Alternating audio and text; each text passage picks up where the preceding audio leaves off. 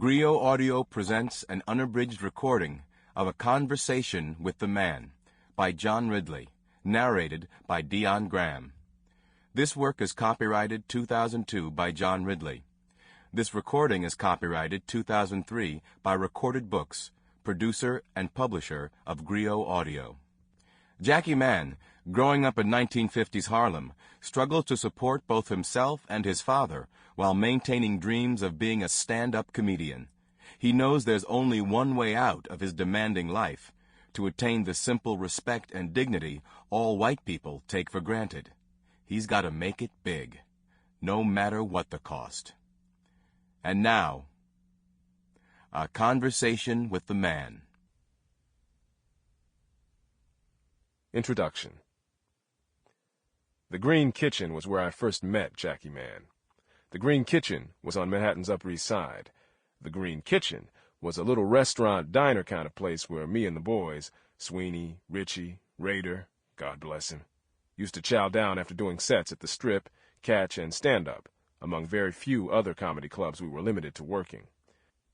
That is, if you call hanging out till 2 a.m., hoping to go on for the 6 people left in the audience, working. But that's what we did, hang out, because the 2 a.m. slot was when all the hotshot club bookers, who used to be bartenders before the comedy boom in the 80s turned their saloons into comedy spots and made them hotshot club bookers, would swing young comics like us. Of course, the 80s ended, and so did the comedy boom, and most of the clubs closed and the hotshot club bookers went back to being bartenders, but that's not the story I'm trying to tell. I'm trying to tell the story of how I met Jackie Mann at the Green Kitchen, where us wannabe comics used to chow down. It was a good hangout. After a hard night of 15 minutes of joke-telling, there was much griping to be done and many road stories to be swapped. One morning, post-griping and swapping, when the boys were ready to head home, I took our collected money to the counter to pay the bill. Standing there was an old black guy who mumbled at me, "Give me $1. I don't have enough to pay for my fries," or something close to that. The man didn't look shabby or indigent. He just looked like a guy who'd left home a little short and was asking to get covered for $1. But he'd said what he said sharp and matter-of-fact. He said it like I owed him $1.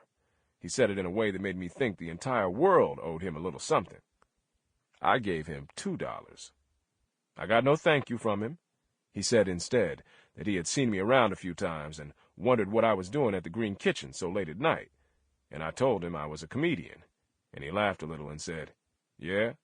And I said, "Yeah." And he said, "You know, I used to be a comic." I didn't know that. Sample complete. Ready to continue?